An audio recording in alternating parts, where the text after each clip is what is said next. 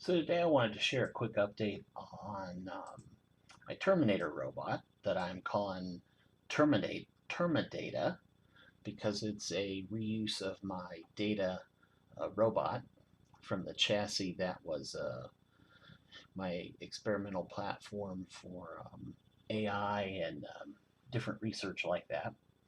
So my TermiData robot is going to be a Terminator themed robot. So I'm not going for a Terminator replica, but just a themed Terminator robot.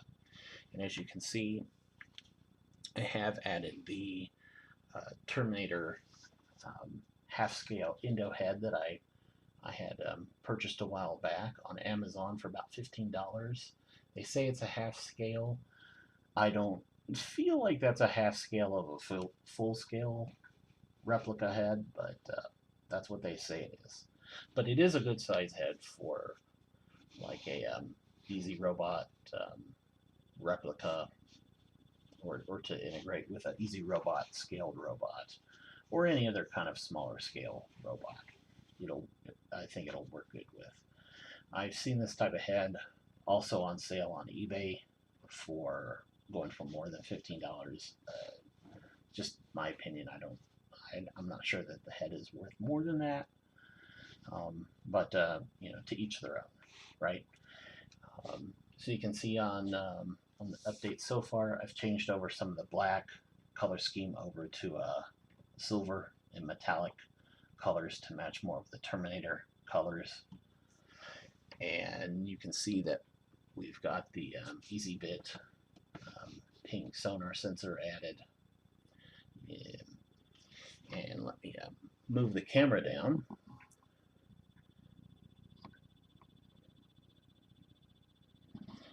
Because they do have an Easy Robot red, green, blue multicolor display down here that we're going to add for some different color effects when the Terminator's doing some different things.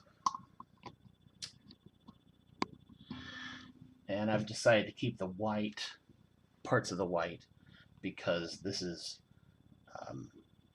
robot's named TermiData because he's a combination between Terminator and Data from Star Trek. And I'm keeping the white because he's kind of a hybrid robot.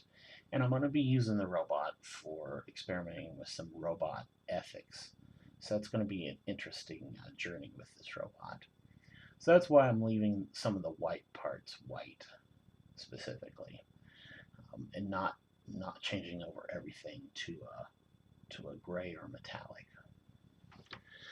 You'll see his arm, one of his arms is missing, and that's because the other arm will be discussed in a different video. But I did want to discuss the neck in this video. And you'll notice, or many will notice, that I'm using two Easy Robot servos.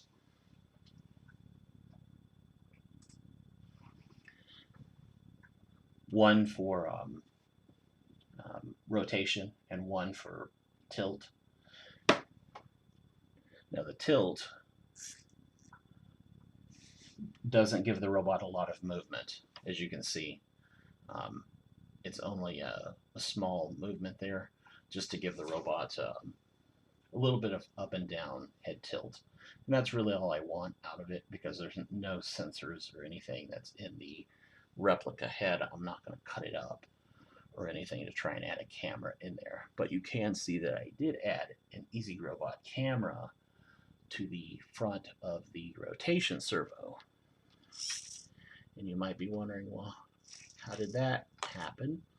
But many of you can guess that I took a Dremel to the camera and took it apart first. If you've never taken one of these cameras apart, there's two screws on the bottom that you can take out and remove the bottom part of the case.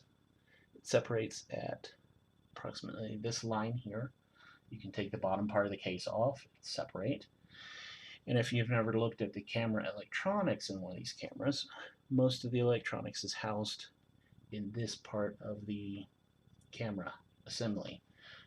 It doesn't extend out into this section here. It's just an empty cavity for the EasyBit mounting piece. So, with that, I trimmed off the front part of the bottom plate so that way it could be attached. And then I dremeled out a groove or section of the middle part so that way I could glue it onto the servo. And then one thing that you'll notice on the rotation servo is the difference in color between the black and the metallic silver paint, and that's because I masked off the servo body there, so that way when I went to glue this on, it would glue on to the unpainted surface of the servo. For those that might not know it, for new robot builders out there, if you go to glue something onto a painted surface, it has a tendency to flake off. So there's that's a tip for robot builders that might not know that. You want anything that you're planning to glue, you want to mask off that area so that way you don't get paint on it. So you can glue it and it will stay, and you won't risk having the glue flake off from the paint flaking off or flexing off. And then the black and silver color scheme goes along with the Terminator themed color scheme. And then too, I've mentioned this before, that I've taken the battery out of the JD body, so that way I can hook up external batteries or external power source.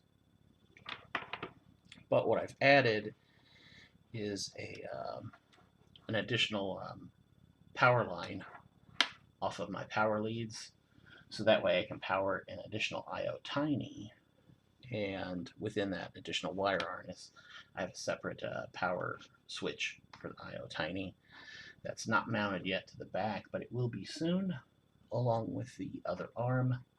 And that other arm is going to have an additional camera which will allow the robot to look around a little bit in additional areas that this camera is only really meant to look around and get a glimpse of what's going on, to look for people and look for larger objects.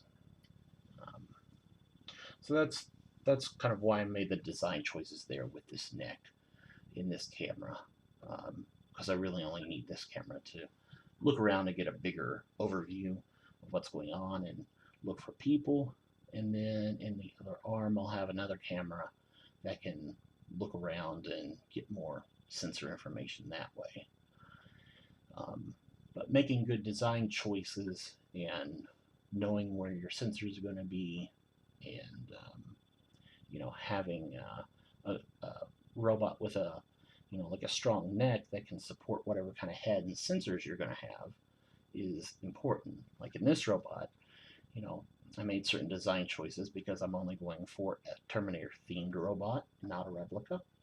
And I made certain design choices because I know what I only need out of this camera versus other sensors I'm going to be utilizing in the robot. But most robot builders, they have a robot head, and most of the time in that head they will put in their primary camera, and usually different lights and perhaps other things like that to make the head interactive and visually engaging and that kind of thing.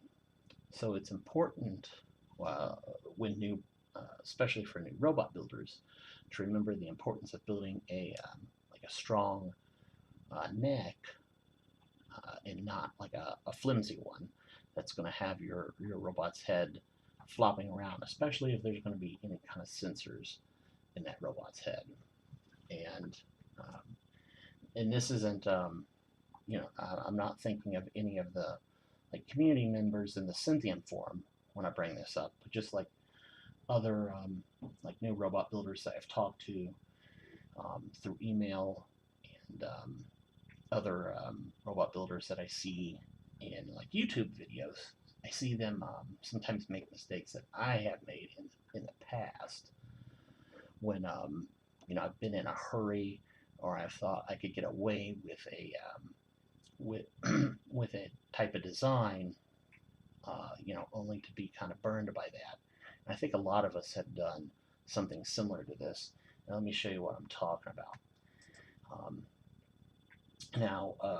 a good example of a strong, servo um, it's going to allow you to move anything you want is like the HDD servo from Easy Robot. And I'm just using this as an example because this servo is anchored on both sides um, in its rotation. Over here is where the servo horn would normally go, right? So it lifts up the mechanism from here because here's where the servo horn would be. But over here it's also anchored over here because it has a little hub on this plastic piece. So the this lever is, when it rotates up and down, there's no flex in it. It's not like it's anchored here and left floating over here. But a lot of new robot builders, when they're in a hurry, they will take a servo like this, because we all have servos like this where we have the pack of servo horns, and then they might do something like this, attach an L bracket to it that they get from the hardware store, or just like a scrap piece of metal or something, and then they decide, like, well, I've got this styrofoam mannequin head, I'm going to attach that to an L bracket and put it on this servo here with like a servo horn and the L bracket, and I'm going to make that pan and tilt with this kind of floating point end with this L bracket, whereas like a servo like this, it's, if you're making the head move up and down with a servo like this, then it's anchored on both points rather than just floating out like the L bracket would be. So, going with a pan tilt system like this would be better for if you wanted to, make a mannequin head pan and tilt, rather than trying to take a servo like this and then just stick an L bracket on it. And because what tends to happen is you'll get a lot of flex in the neck because of the weight, and then if you've added a webcam to it, it's going to start flexing a lot, and it'll become unstable. And a lot of times I've seen, and I've been guilty of this, like you might think to yourself, well, I can get away with it because whatever parts I'm using are kind of light, and I've got these parts in a parts drawer, but ordering this, well, it's going to cost more, I got to wait on shipping or whatever, and it's like, yeah, I don't want to, I want to build what I'm building right now. But then I know I've done it before, I've built it, and then it's like, oh, this doesn't work out too well, and then those are the videos that don't end up on YouTube because they just didn't work out too well. But sometimes they do end up on YouTube because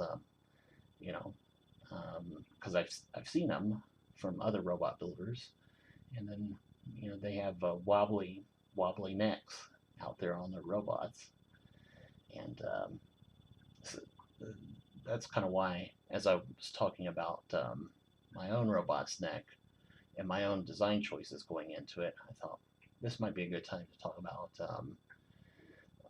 wobbly necks, because it's something I've been thinking about for a while and wanted to share a few tips with other new robot builders out there that sometimes waiting a little bit longer and purchasing the right parts and thinking about your design and what you're going to be doing and what your goals are, and then making sure you've got the right parts, it's it'll make your project work out a lot better. So that's all I wanted to add on that. Hopefully that'll help some new robot builders out there make their projects go a little bit more smoothly.